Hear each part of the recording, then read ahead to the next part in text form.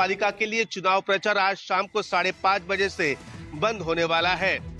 आज चुनाव प्रचार का आखिरी दिन है। राज्य के मुख्यमंत्री देवेंद्र फडणवीस ने नागपुर में आज सुबह 11 बजे से वहां पर रोड शो को शुरुआत की और लोगों से बीजेपी के लिए वहां पर वोट मांगा। एकनाथ शिंदे की बात करें तो उन्होंने मुंबई में अपनी ताकत दिखाई और उद्धव ठाकरे को पटकनी देने के इरादे से वो चुनावी मैदान में उतरे हैं।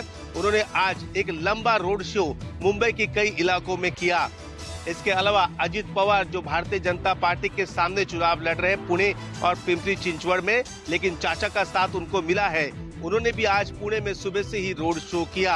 मुंबई समेत 29 महानगर पालिका के चुनाव के लिए वोटिंग जो है वो 15 तारीख को होने वाली है और 16 तारीख को नतीजे आएंगे। कैमरामैन अंचल सिंह ठाकुर के साथ विनोद जगदाले, न्यूज़ 24 मुंबई। महाराष्ट्र में 29 महानगर पालिका चुनाव के लिए मंगलवार का दिन चुनाव प्रचार के लिए आखिरी दिन है। आखिरी दिन राजनीतिक सरगर्मी अपने चरम पर दिखाई दे रही है।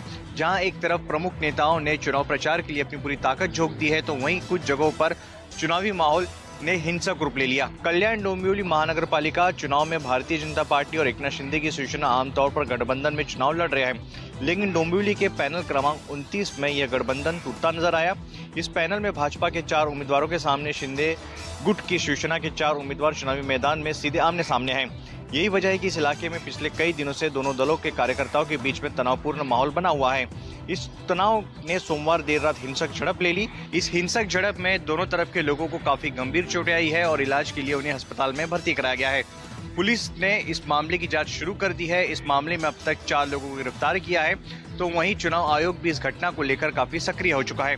कैमरा पर्सन राजेंद्र सिंह के साथ अंकुश जायसवाल, न्यूज़ 24 मुंबई। कांग्रेस और विपक्ष की आपत्ति के बाद चुनाव आयोग ने महाराष्ट्र में महानगर पालिकाओं के चुनाव से पहले लाडली बहन योजना की जनवरी की एडवांस किस्त खाते में डालने पर रोक लगा दिया है। यानी कि लाभार्थियों को अब जनवरी की एडवांस किस्त नहीं मिलेगी।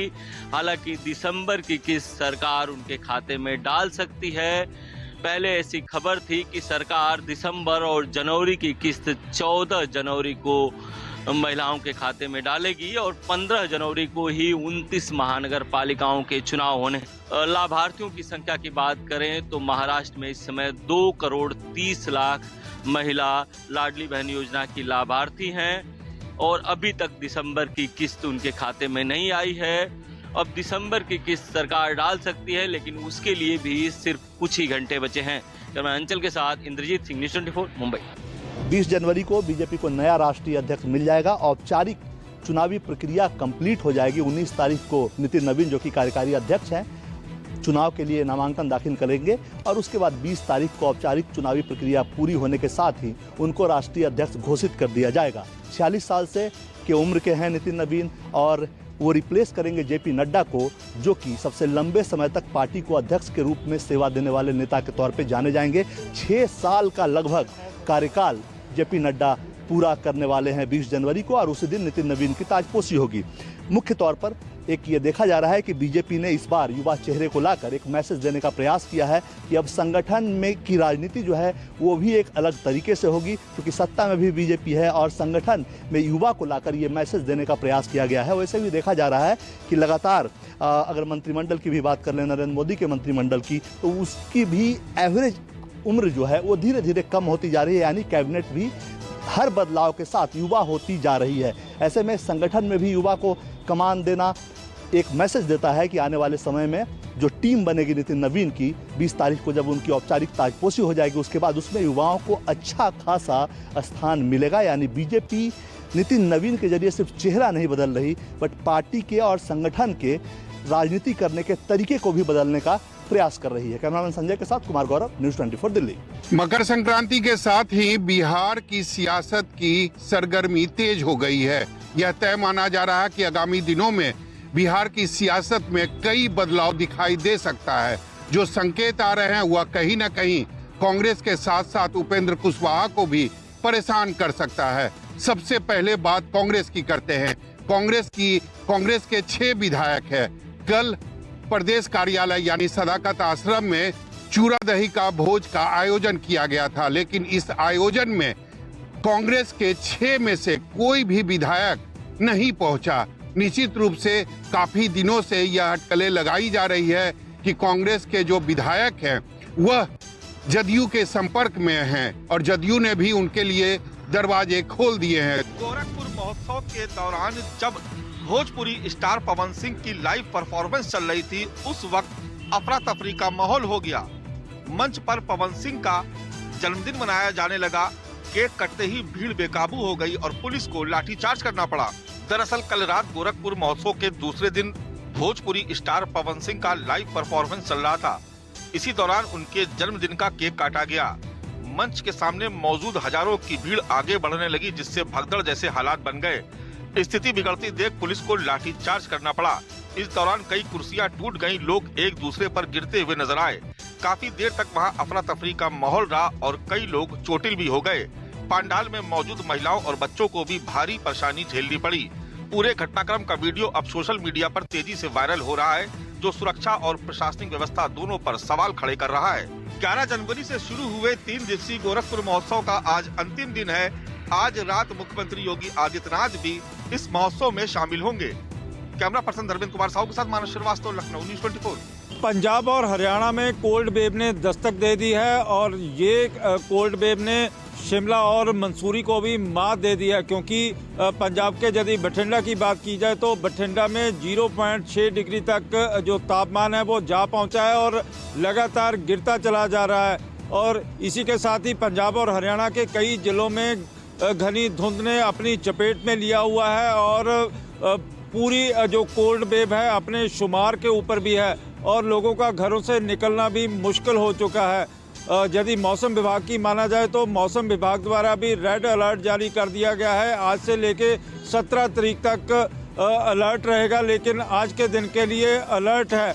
और इसके साथ साथ जगह जगह पर घनी धुंध पड़ रही है, जिससे आम जो यातायात है वो काफ़ी प्रभावित भी हो रहा है। और यही कारण है कि चाहे वो रेलगाड़ियां हों या फिर हवाई जहाज हों, कहीं ना कहीं इस घनी धुंध ने उनके ऊपर भी ब्रेक भी लगाई है और उनकी जो रफ्तार थी वो भी धीमी कर दी है।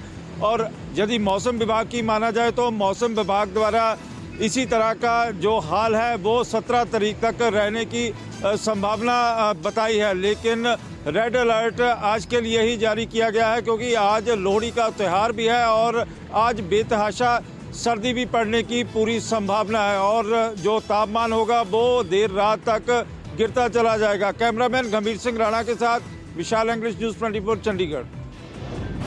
उत्तरायण से पहले अहमदाबाद ग्रामीण पुलिस की बड़ी कार्रवाई। सिलवासा में चाइनीज डोरी बनाने वाली फैक्ट्री सीज, आरोपी वीरेन पटेल हुआ गिरफ्तार। इस छापेमारी में 52,000 से ज्यादा रीलें जब्त की गई हैं। साणंद के रमणगढ़ में पकड़ी गई 7.5 लाख के 39 बॉक्स चाइनीज डोरी की जांच में दादरा नगर हवेली की बंद्रा इंडस्ट्रीज का पता चला, जहां से चाइनीज डोरी बनाने के लिए 2 करोड़ 34 लाख का माल और मशीनरी जब्त की गई है और भीखा राणा, राजू राणा समेत 4 लोगों को गिरफ्तार भी किया गया। चाइनीज डोरी बनाने वाला वीरेन पटेल MBA की पढ़ाई की है। प्रतिबंध की वजह से वीरेन पटेल ने वापी से अपनी फैक्ट्री को सिलवासा शिफ्ट कर लिया था, जहां से उसने 95 जगह चाइनीज डोरी सप्लाई की थी। वीरेन पटेल की फैक्ट्री से मिले सुराग पर पुलिस ने 58 केस दर्ज कर कुल 3 करोड़ का माल जब्त किया है। कैमरामैन प्रभात साथ भुवन सिंह, अहमदाबाद, न्यूज़ 24। लोहड़ी का त्योहार है और न्यूज़ 24 मौजूद है भारत पाकिस्तान अंतर्राष्ट्रीय सीमा पर BSF के बहादुर जवानों के बीच।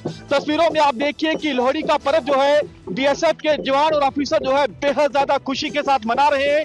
यही वो जवान है जिनकी वजह से हम सुरक्षित हैं, हमारी सीमाएं सुरक्षित हैं। और तस्वीरों में आप देखिए जवान जो है लोहड़ी का पर्व मना रहे हैं। हर त्योहार, चाहे वो होली हो, दीपावली हो, लोहड़ी हो, कोई भी त्योहार हो, इसी तरह से बेहद ज्यादा खुशी के साथ जवान मनाते हैं, ऑफिसर मनाते हैं, क्योंकि ऐसे मौके इन जवानों के पास बेहद कम होते हैं जो बॉर्डर पे जो है कोई त्योहार मनाए, क्योंकि 24 घंटे जवान जो है सरहद की रक्षा करते हैं।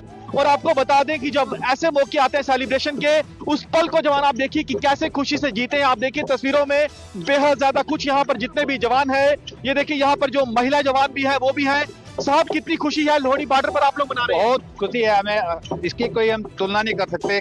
कितनी खुशी है शब्द में बयान नहीं कर सकते। आप लोग हमारे बीच में आए, हमें अच्छा लगा बहुत। और जिसके बहुत बहुत सभी को लोहड़ी की मुबारकबाद। हमारे देशवासियों को हम यहाँ पे इनके लिए तैयार खड़े हैं 24 घंटे। हर त्योहार मनाते हैं बॉर्डर पे? हाँ, हम हर त्योहार मनाते हैं, सभी लोगों का त्योहार मनाते हैं। जिस प्रकार आज मना रहे हैं। देशवासियों को क्या संदेश देना हम चाहेंगे? देशवासियों को संदेश ये देना चाहते हैं कि सभी का त्योहार मनाना चाहिए और हम बॉर्डर पर रह के सभी लोगों का त्योहार मनाते हैं। कि जितने भी जवान यहाँ पर हैं, हर कोई जवान ऑफिसर बेहद ज्यादा खुश है। खुशी इस बात को लेकर है कि लोहड़ी का पर्व, और आप जवानों को देखिए बेहद ज्यादा खुशी के साथ जितने भी जवान हैं, ऑफिसर हैं, लोहड़ी का पर्व मना रहे हैं। देशवासियों को लोहड़ी के मौके पर जो है वो शुभकामनाएं भी दे रहे हैं। कैमरामैन दीपक के साथ पंकज शर्मा, न्यूज़ 24, भारत पाकिस्तान अंतर्राष्ट्रीय सीमा।